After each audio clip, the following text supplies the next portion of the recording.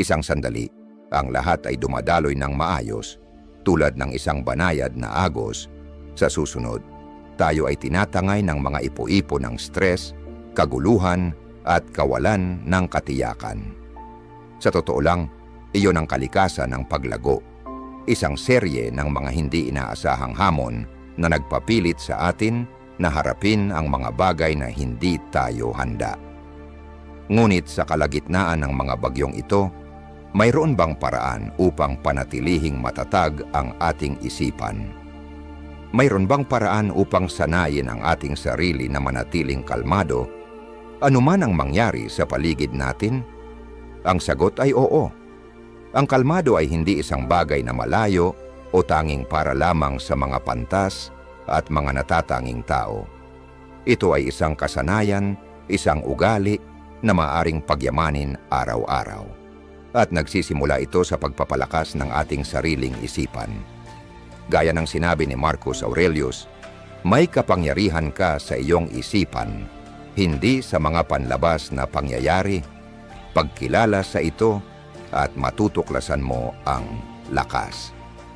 Itinuturo sa atin ng Stoicism na ang katahimikan ay hindi nanggagaling sa pagkontrol ng panlabas na mundo, kundi sa pagkakaroon ng kontrol sa ating tugon dito. Sa paglalakbay na ito, tatalakayin natin ang mga praktikal na paraan upang sanayin ang ating isipan upang mapanatili ang composure kahit sa pinakakaguluhang mga sitwasyon. Sapagkat sa huli, ang buhay ay hindi tungkol sa pag-iwas sa mga hindi inaasahang pagsubok, kundi sa pagkatuto ng sining ng pagtanggap sa mga ito. Kontrolin mo ang iyong isipan o hayaan mong kontrolin ka nito. Naranasan mo na bang ang iyong isipan ay parang isang kaaway? Naramdaman mo na bang para bang ito ay kumikilos laban sa iyo? Ang mga hindi kanais-nais na pag-iisip ay sumasalakay sa iyong isipan. Ang mga negatibong emosyon ay sumabog na lampas sa iyong kontrol. At pagkatapos ay kumikilos ka sa mga paraan na ikinalulungkot mo. Hindi ito kakaiba.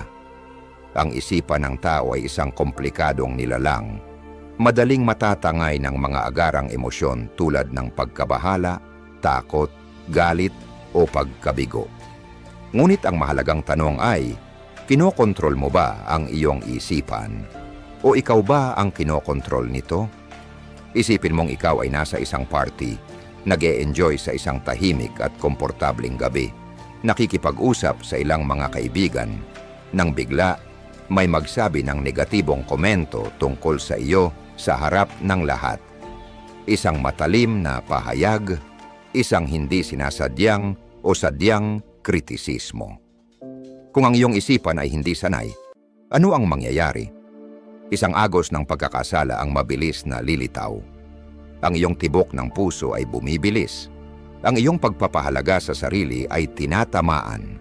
At nararamdaman mong gusto mong mag-react, maghiganti, ipagtanggol ang sarili, o kaya ay umalis sa party ng galit. Ngunit maglaan ng sandali. Ikaw ba talaga iyon? O isang impulsibong reaksyon lamang ng iyong isipan kapag nasaktan? Sabi ni Epictetus, isang stoikong pilosopo, hindi tayo nagdurusa mula sa mga pangyayari sa ating buhay, kundi mula sa ating paghatol sa mga ito. Ang kanyang mga salita ay isang gising. Ang paraan ng ating interpretasyon sa isang pangyayari ang nagtatakda ng ating emosyon, hindi ang pangyayari mismo. Kung itinuturing mong insulto ang negatibong pahayag na iyon, tiyak na masasaktan ka. Kung titingnan mo ito bilang isa lamang na subjective na opinyon, madali itong lilipas ng walang bakas sa iyong isipan. Ang Stoicism ay hindi nagtuturo sa atin na supilin ang ating emosyon, kundi upang pamahalaan ang mga ito.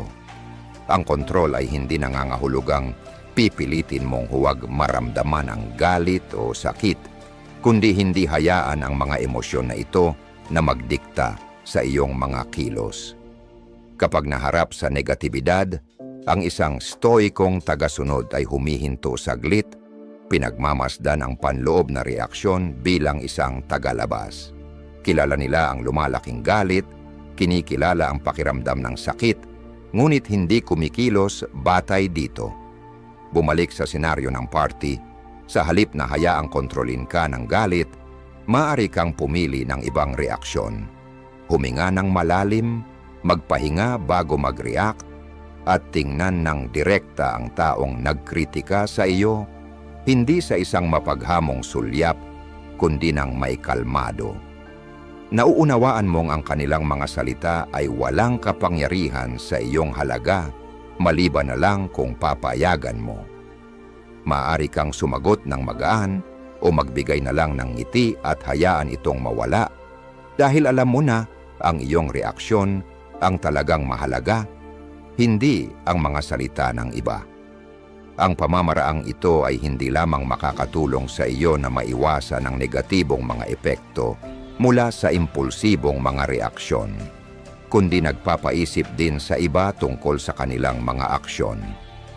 Kapag may nag-udyok sa iyo ngunit hindi nakatanggap ng inaasahang reaksyon, sila ay mas maguguluhan kaysa sa iyo. Inaasahan nilang makakakita ng galit o pagtutol, ngunit ang makikita nila sa halip ay isang kalmadong katahimikan. Iyan ang kapangyarihan ng pagpapalakas ng iyong sariling isipan. Ang pagsasanay ng iyong isipan sa Stoicism ay hindi isang madaling paglalakbay. Kinakailangan ng patuloy na pagsasanay, simula sa maliliit na sitwasyon sa araw-araw na buhay. Kapag nakatagpo ka ng isang magulong driver, maaari kang mag-react ng frustration o maaari mong ipaalala sa iyong sarili na hindi mo kayang kontrolin ang iba, kundi ang iyong sariling reaksyon. Kapag may nagsabi ng masakit na salita, maaari mong hayaan na maghari ang negatibong emosyon o maaari mong ipaalala sa iyong sarili na hindi ka tinutukoy ng kanilang mga salita.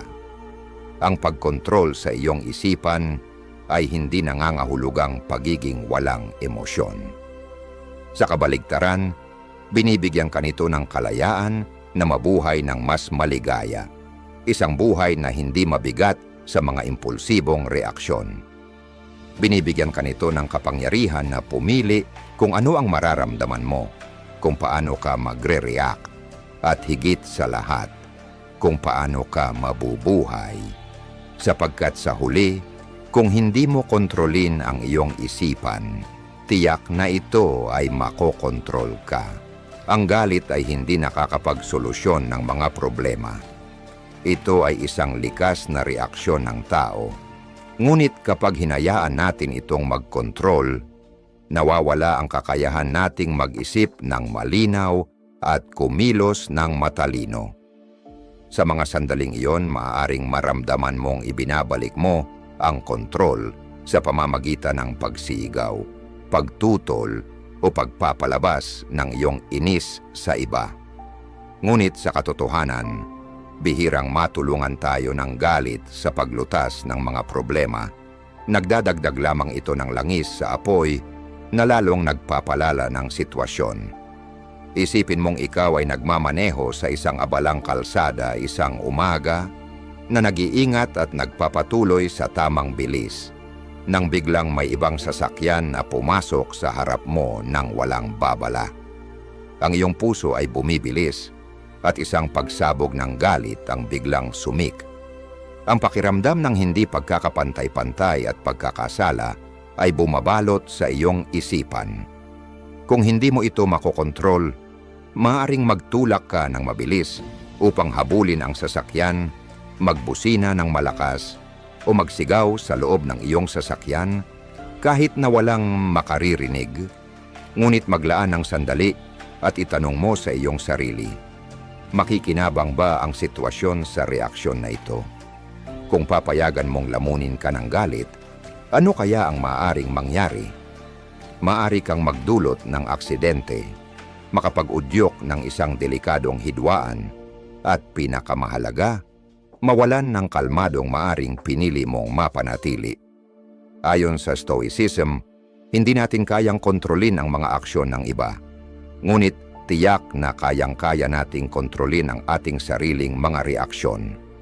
Sabi ni Epictetus, hindi kung ano ang nangyayari sa iyo, kundi kung paano ka mag-react dito ang mahalaga. Ito ang susi sa pamamahala ng galit. Kapag may nagpasakit sa iyo, sa halip na mag-react agad, magpahinga saglit. Huminga ng malalim at itanong mo sa iyong sarili, tunay bang karapat-dapat itong magdulot sa akin ng pagkawala ng kapayapaan? Kung ang sagot ay hindi, ang galit na iyon ay hindi karapat-dapat sa iyong atensyon. Ang galit ay hindi kaaway, ito ay isang signal. Ipinapaalam nito na may mali, na tayo ay nasaktan, binabastos, o hindi pinapahalagahan. Ngunit sa halip na gamitin ito bilang dahilan upang sumabog, dapat natin itong tingnan bilang paalala upang matukoy ang tunay na isyu.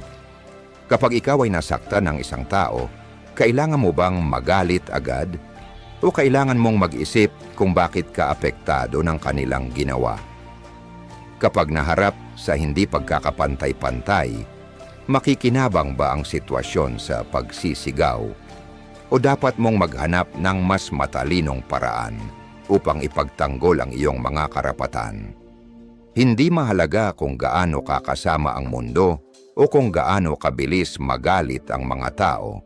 Ang iyong tunay na kapangyarihan ay nakasalalay sa kung paano ka mag-react.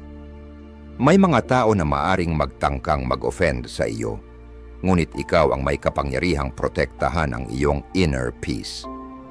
Isang karaniwang maling akala na ang manahimik o hindi mag-react agad ay isang tanda ng kahinaan. Sa katotohanan, kabaligtaran ang totoo. Ang pagkontrol sa galit ay nangangailangan ng mataas na antas ng disiplina at mastery sa sarili. Ang taong madaling magalit ay kadalasan ang may pinakamaliit na kontrol.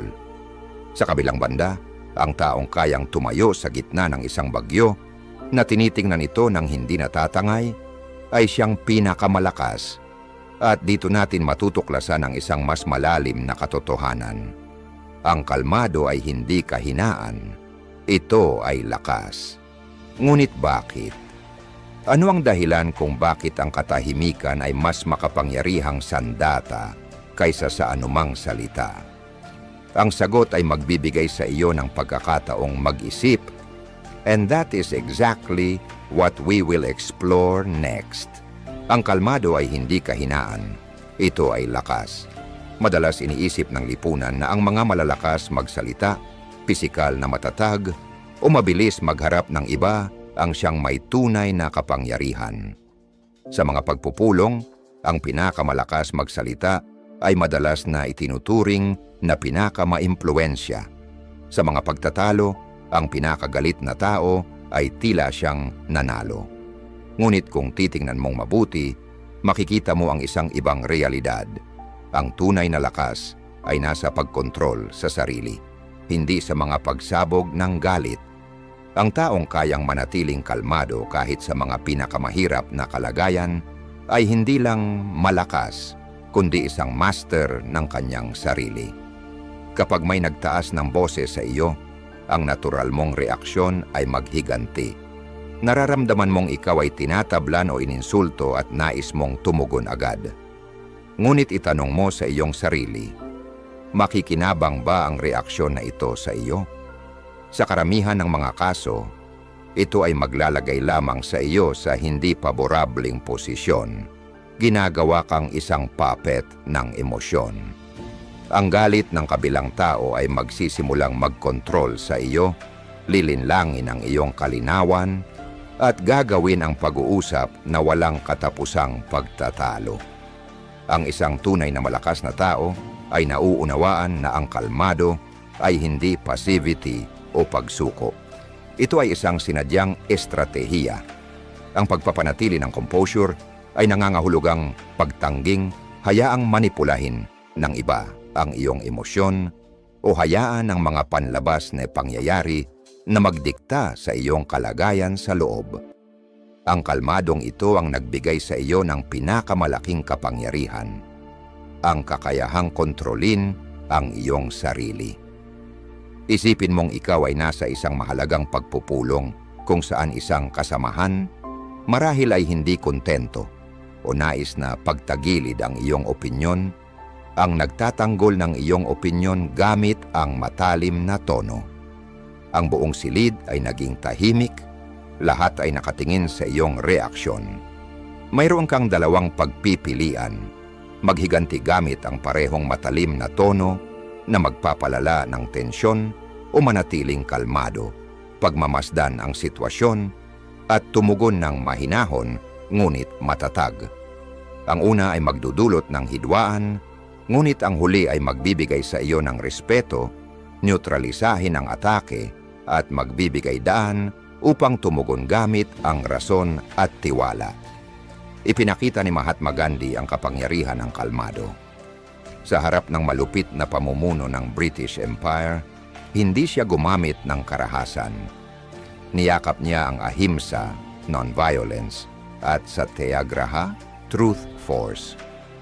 Sa panahon ng 1930 Salt March, pinangunahan niya ang isang mapayapang 380 kilometro na protesta laban sa buwis ng asin ng mga Britanya.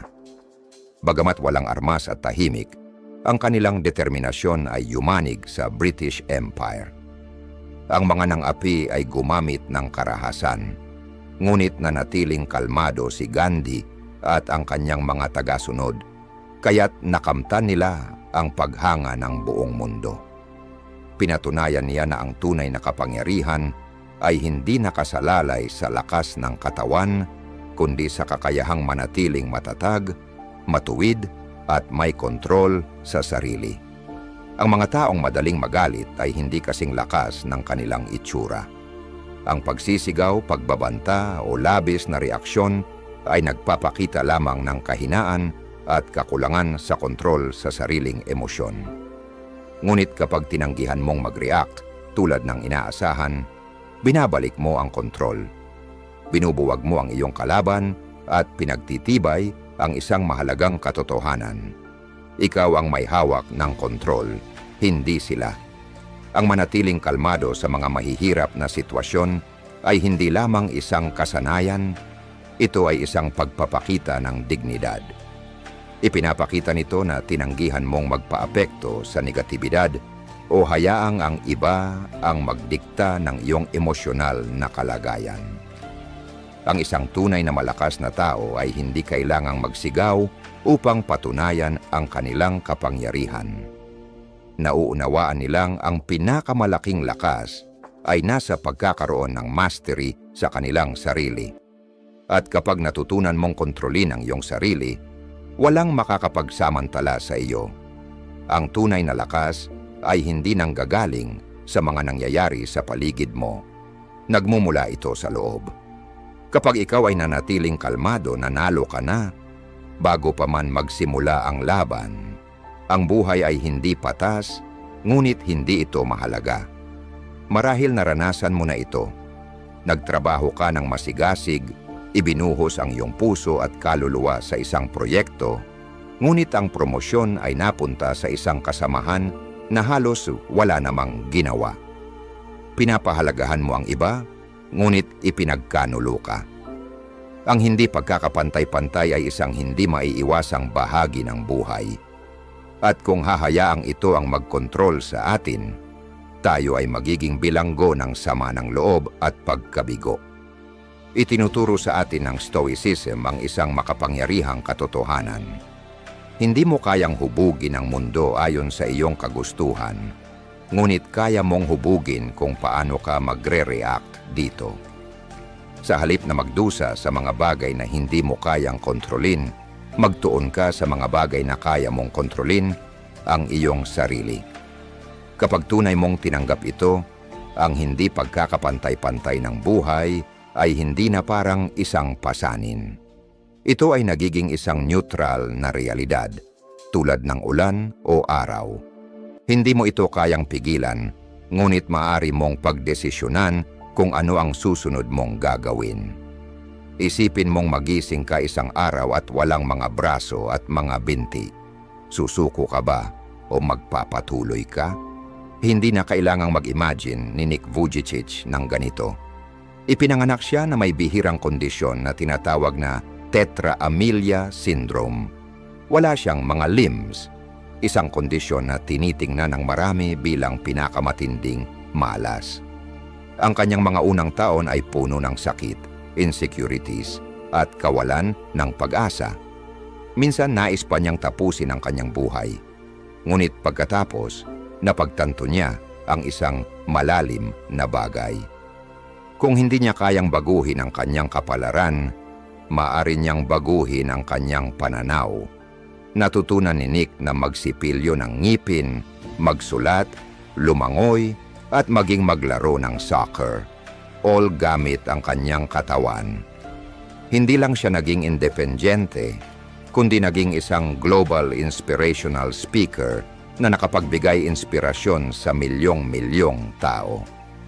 Walang mga limbs si Nick, ngunit mayroon siyang isang bagay na hindi natutuklasan ng marami. Isang hindi matitinag na espiritu. Siya ay buhay na patunay ng pilosopiya ng Stoicism.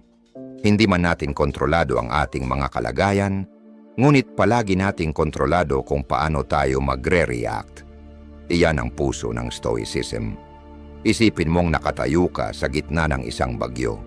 Maaari kang sumigaw sa kalangitan o maaari mong hanapin ang silungan at gamitin ang pagkakataon upang magmuni at mag-grow.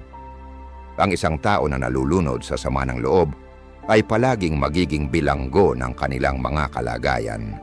Ngunit ang isang stoic ay lilipad sa ibabaw ng mga ito. Kaya, paano natin ia-apply ang mindset na ito? Tuwing nararamdaman mong ikaw ay hindi pinahalagahan, itanong mo sa iyong sarili, ang galit o reklamo ba ay magbabago sa sitwasyon? Kung ang sagot ay hindi, mas mabuti pang ilaan mo ang iyong enerhiya sa mga bagay na mas mahalaga, ang iyong paglago, ang iyong mindset, ang iyong mga aksyon. Hindi patas ang buhay, ngunit hindi iyon mahalaga. Ang mahalaga ay kung paano ka magre-react. Pababayaan mo ba ang hindi pagkakapantay-pantay na sirain ka o gagamitin mo ito upang maging mas malakas? Bago tayo magpatuloy, maaari ba akong humingi ng isang maliit na pabor? Kung nasisiyahan ka sa paglalakbay na ito at ngayon ay ngumingiti, pakipindot naman ang like button. At kung hindi mo pa nagagawa, huwag kalimutang mag-subscribe. Bakit? Dahil ang bawat like at subscription ay nagsasabi sa YouTube, mahalaga ang content na ito. Nakakatulong ito upang kumalat ang positibong enerhiya sa mas maraming tao. Mga taong tulad mo na handang mag-grow at mag-improve. Kaya't ipagpatuloy natin ang momentum at ipamahagi ang kasiyahan. Ngayon isipin ang isang kamakailang pagkakataon na nawala ang iyong kontrol. Marahil may isang tao na nag-insulto sa iyo o isang magaspang na araw ang nagdulot ng iyong pagsabog sa galit. Talaga bang nawala ang iyong kontrol? O ito ba ay isang desisyon? Alamin natin ang sagot na ito sa susunod na seksyon. Ang pagkawala ng kontrol ay isang desisyon. Karamihan sa atin ay naniniwala na ang ating mga emosyon ay naaapektuhan ng mga panlabas na kalagayan, kung paano tayo tratuhin ng iba o ng mga hindi inaasahang sitwasyon na nangyayari. Ngunit kung susuriin mo ito ng mabuti, mapapansin mong hindi natin nawawala ang kontrol dahil sa iba. Nawawala tayo ng kontrol dahil pinipili natin ito. Isipin mo ang isang pamilyar na sitwasyon. Nakatayo ka sa pila sa isang supermarket checkout at may isang tao na walang kaloyang dumaan sa harap mo. Tumaas ang galit, bumilis ang tibok ng iyong puso, nagkakaba ang iyong mga kamay, at may bahagi sa iyo na gustong mag-react agad. Ngunit saka mo naaalala ang isang pangunahing prinsipyo ng Stoicism. Hindi mo kayang kontrolin ang mga aksyon ng ibang tao, ngunit palagi mong kayang kontrolin ang iyong reaksyon. Sa sandaling iyon, mayroon kang dalawang pagpipilian. Hayaan mong ang galit ang mangibabaw o manatiling kalmado at kumilos ng may dignidad. Sinabi ni Epictetus, isa sa mga dakilang Stoic philosophers, tandaan, hindi sapat na ikaw ay tamaan o insultuhin upang masaktan. Kailangan mong paniwalaan na ikaw ay nasaktan. Ang malalim na katotohanang ito ay nagpapaalala sa atin na walang makakagambala sa ating inner peace, maliban kung papayagan natin ito. Kapag ikaw ay ininsulto at naging galit, ibinibigay mo sa kanila ang kontrol ng iyong emosyonal na estado. Kung ang isang biglaang krisis ay nagdudulot sa iyo ng panik, ito ay dahil pinayagan mong kontrolin ng takot ang iyong isipan. Isipin mo ang isang tao na iyong hinahangaan, isang dating guro, isang matalinong mentor, o isang kalmadong kaibigan na hindi kailanman nawawala ang kontrol sa kanilang emosyon. Naisip mo na ba kung bakit? Hindi ibig sabihin nito na hindi sila nakakaramdam ng galit o pagkabigo, kundi nauunawaan nila ang isang mahalagang katotohanan.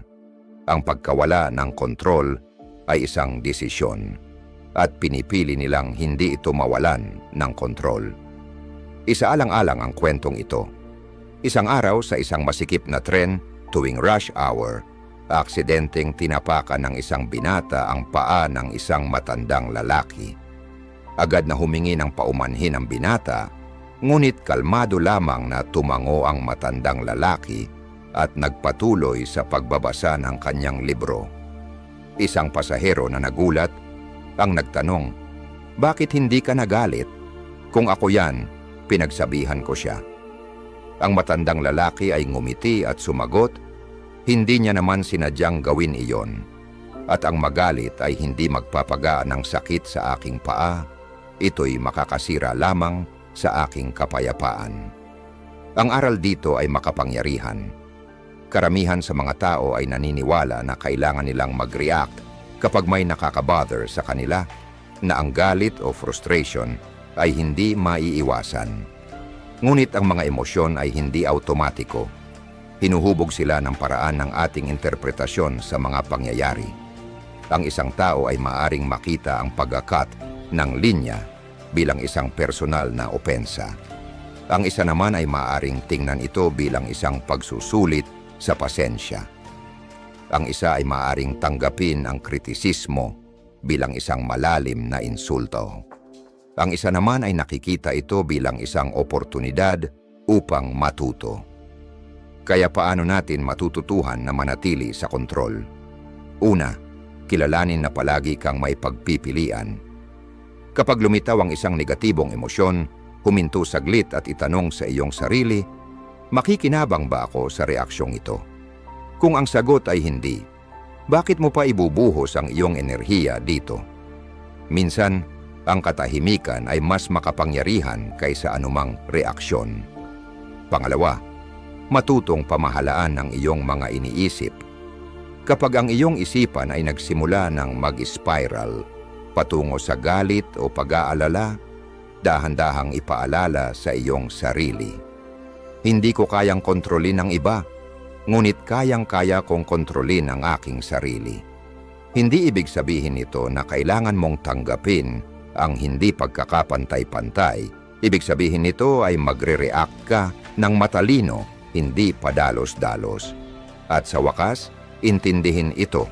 Ang tunay na lakas ay hindi nakasalalay sa kung gaano kalakas mag-react, kundi sa kung gaano kakalmado at matatag. Kapag na-master mo ang inner peace, nawawala ang kapangyarihan ng external na kaguluhan sa iyo. Iyan ang puso ng Stoicism. Hindi mo kayang kontrolin ang mundo, ngunit palagi mong kayang kontrolin kung paano mo ito titingnan. Kung ikaw man ay mawala ng kontrol o manatiling composed, laging ikaw ang may desisyon. Huwag magpaiwan sa nakaraan o sa hinaharap. Naranasan mo na ba ang pagsisisi dahil sa isang nawalang pagkakataon o ang pagkabahala tungkol sa isang bagay na hindi pa nangyayari? Madalas mo bang maramdaman na ang iyong isipan ay nahulog sa pagitan ng dalawang hindi makontrol na realidad? Ang nakaraan na tapos na at ang hinaharap na hindi pa dumarating. Ganito ang pamumuhay ng marami, o mas tamang sabihin, ganito ang pag-iral ng marami.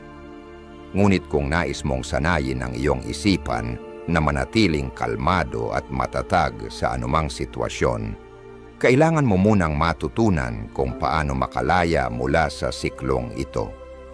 Isa sa mga pangunahing turo ng Stoicism ay ang mamuhay ng buo sa kasalukuyan, dahil ito lamang ang tanging sandali na tunay nating pag-aari.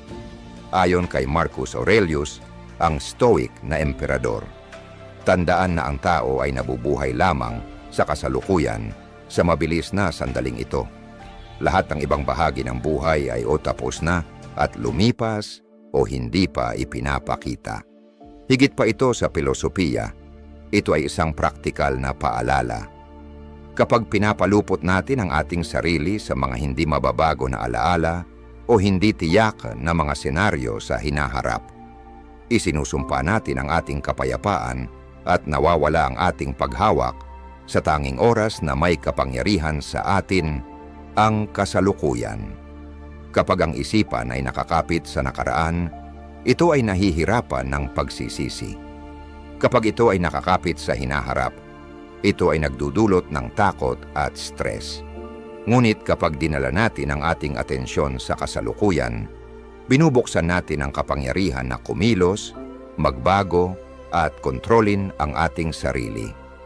Ang susi sa pagbuo ng ganitong mentalidad ay nasa pagiging ma-mindful, isang kasanayan na tinanggap ng mga Stoic noong mga panahon pa bago ito maging moderno.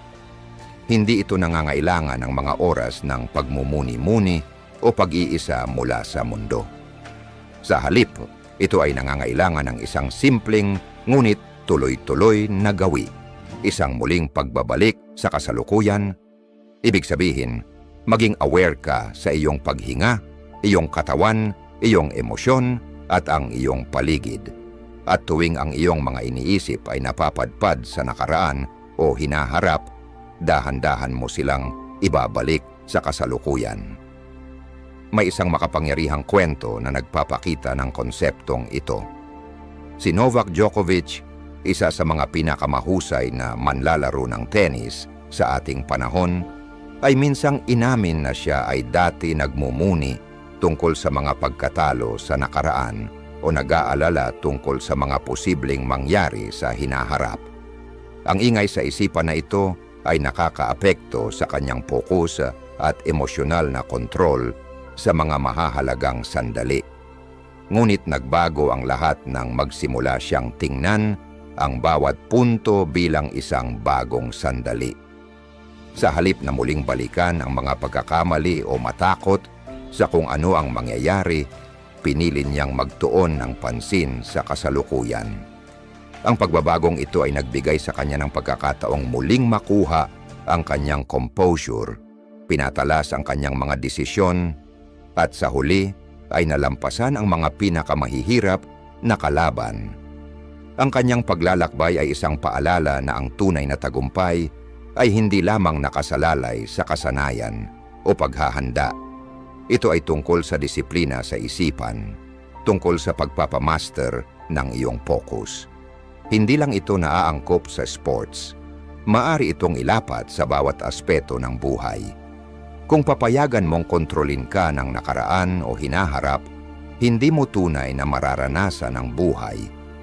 Ngunit kapag ikaw ay nakatapak sa kasalukuyan, matatagpuan mo ang kapayapaan, lakas, at kalinawan, and kasama nito ang kakayahang harapin ang buhay ayon sa iyong mga kondisyon. Kaya, ikaw, madalas ka bang mahulog sa mga lumang alaala o mag-alala tungkol sa mga susunod na mangyayari? Ang buhay ay magulo, ngunit ang kalmado ay nasa loob mo. Ang buhay ay isang serye ng mga hindi inaasahang pangyayari. Maaring magising ka na inaasahan ng isang magandang araw, ngunit sa ilang saglit, lahat ay maaring magbago. Isang biglaang mensahe, isang mainit na argumento, isang hindi inaasahang krisis. Ang kaguluhan ay ang natural na ritmo ng mundo. Ngunit sa kabila ng lahat ng kaguluhan, Isang bagay ang palaging nasa ilalim ng iyong kontrol, ang iyong isipan at ang iyong mga reaksyon. Naisip mo na ba na ang iyong kalmado sa gitna ng kaguluhan ay isa sa iyong pinakamalalaking lakas? Kapag ang lahat sa iyong paligid ay napapaligiran ng tensyon o takot, ang isang nananatiling kalmado ay hindi mahina, sila ay makapangyarihan. Hindi mo kayang kontrolin ang mundo sa labas, ngunit kayang-kaya mong kontrolin kung paano ka tutugon dito. Kapag ganap mong naunawaan ito, matutuklasan mo ang isang pambihirang bagay. Ang iyong kakayahang manatiling kalmado ay nagiging iyong personal na superpower. Ang katahimikan ay hindi kahinaan. Hindi ito pasibidad.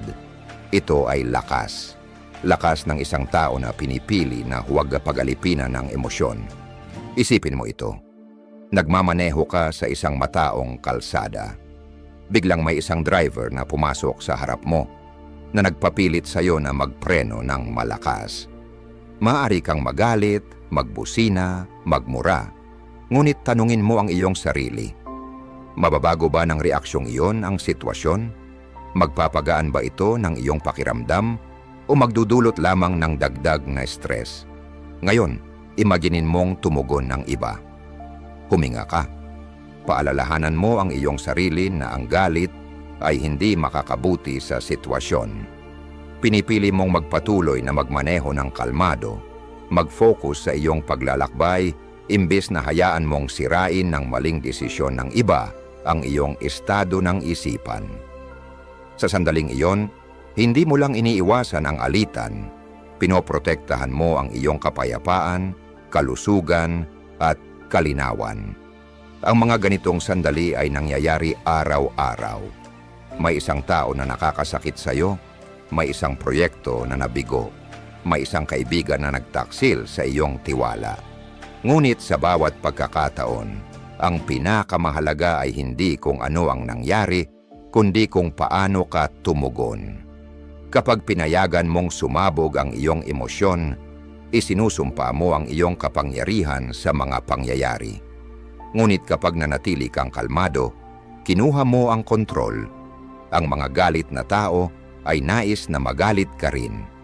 Ang mga nag-aalala na tao ay nais na mag-alala ka rin.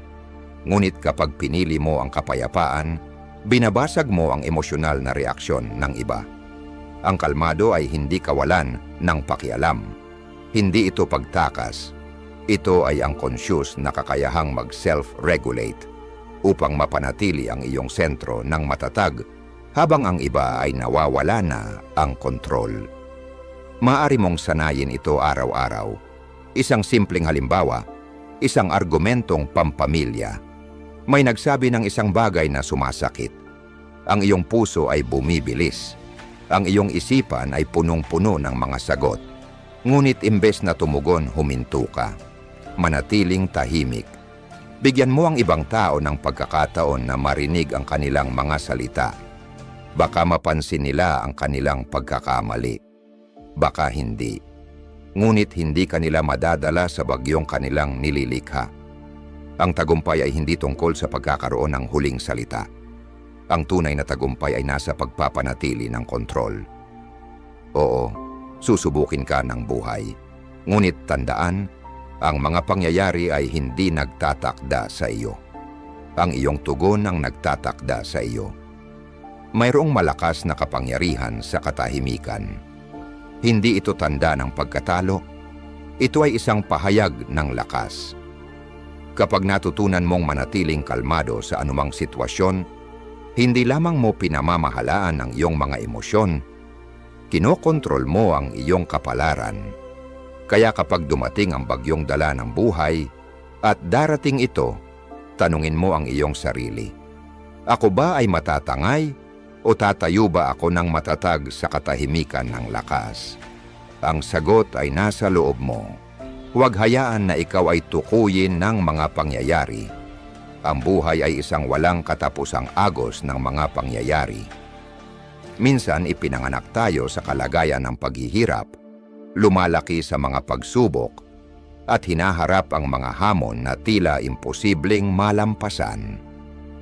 Sa mga sandaling iyon, isang tanong ang madalas na bumangon sa ating isipan. Maari ba nating baguhin ang ating kapalaran? Nagbibigay ang Stoicism ng malinaw na sagot.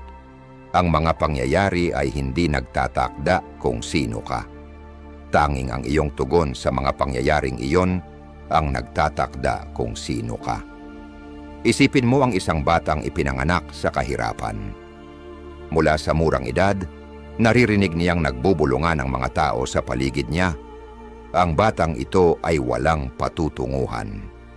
Paano ba mababago ng isang taong ipinanganak sa ganitong kalagayan ang kanyang buhay? Tinitingnan siya ng lipunan na may awa, na parang ang kanyang kapalaran ay tapos na. Sa una, pinaniniwalaan niya ang mga salitang ito. Iniisip niya na ang kahirapan ay isang sentensya, na wala siyang karapatang mangarap ng higit pa sa kung ano ang mayroon siya. Ngunit isang araw napagtanto niya ang isang bagay. Ang mga pangyayari ay isang pansamantalang tagpo lamang, hindi isang walang hanggang pagkakakilanlan. Kung patuloy niyang tatanggapin ang ipinapataw ng iba sa kanya, kung papayag siyang tukuyin siya ng mga pangyayaring iyon, siya na rin ang magpapahinto sa kanyang sariling hinaharap.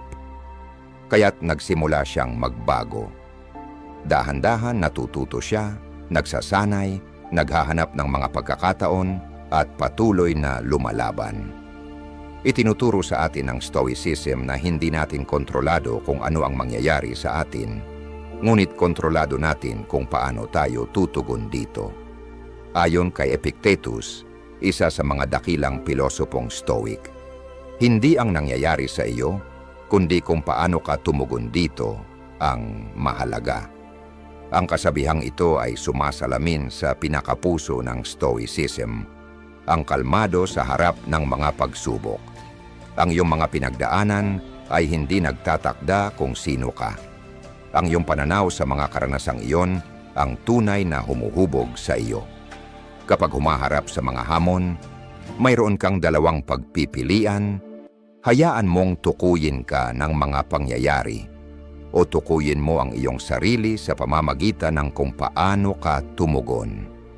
Ang mga taong hayaan ang mga pangyayari na kontrolin sila ay makadarama ng kawalan ng pag-asa, sisihin ang kanilang kapalaran, at maniwala na wala silang magagawa upang baguhin ang kanilang realidad. Ngunit ang mga nakakaintindi sa espiritu ng Stoicism ay magkakaroon ng ibang pananaw. Tinatanggap nila ang realidad, ngunit hindi nila hinahayaan na ito ang magtakda ng kanilang pag-iisip. Naghahanap sila ng solusyon imbis na magdwell sa mga reklamo. Bumalik tayo sa kwento ng batang mahirap. Ang nagpagbago sa kanya ay hindi isang himala, kundi isang pagbabago sa kanyang mindset. Hindi ako ang aking mga pangyayari. Maaari kong maging kahit sino kung magpupursige ako at magsusumikap. Napagtanto niyang ang mga limitasyong ipinatong ng iba sa kanya ay may kapangyarihan lamang kung tatanggapin niya ito. Sa pamamagitan ng determinasyon, napagtagumpayan niya ang lahat ng hadlang at naging matagumpay sa kanyang sariling paraan. Maaring ikaw ay nasa hindi ka nais-nais na sitwasyon. Marahil ipinanganak ka sa kahirapan o hinaharap mo ang mga pagsubok na tila mahirap malampasan. Ngunit tandaan, hindi ka tinutukoy ng iyong pinagdadaanan. Ang pagharap sa pagsubok ng kalmado, nang hindi hinahayaan ng mga pangyayari na mag-alinlangan ka sa iyong sarili, ay ang esensya ng isang Stoic mindset. Kapag may gustong magbigay label sa iyo, kapag nais ng mundo na paniwalaan mong hindi mo kayang magbago, manatili kang tahimik, harapin ang katotohanan, at paalalahanan ang iyong sarili. Hindi ako limitado ng mga pangyayari. Ako ang nagtatakda ng aking sariling landas. Kapag pinanatili mo ang iyong composure sa anumang sitwasyon, kapag nauunawaan mo na ang tunay na lakas ay nasa kung paano ka tumugon sa mundo, walang makakayanig sa iyo. Ang kalmado ay hindi isang likas na reaksyon.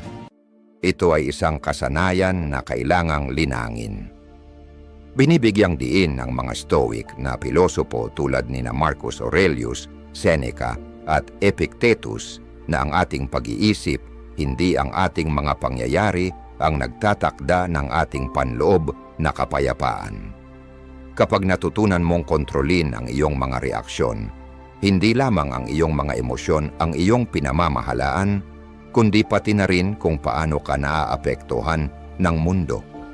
Ang makapangyarihang katahimikan, isang kalmadong ugali, at ang kakayahang tumayo ng matatag ay mga pagpapakita ng isang disiplinadong isipan. Kaya, paano naman ikaw? Sa iyong araw-araw na buhay, na-apply mo na ba ang Stoic na kalmado? May mga sitwasyon ba kung saan nahihirapan kang kontrolin ang iyong mga emosyon? Malaya kang magbahagi ng iyong mga pananaw sa mga komento sa ibaba. Gusto ko sanang marinig ang iyong pananaw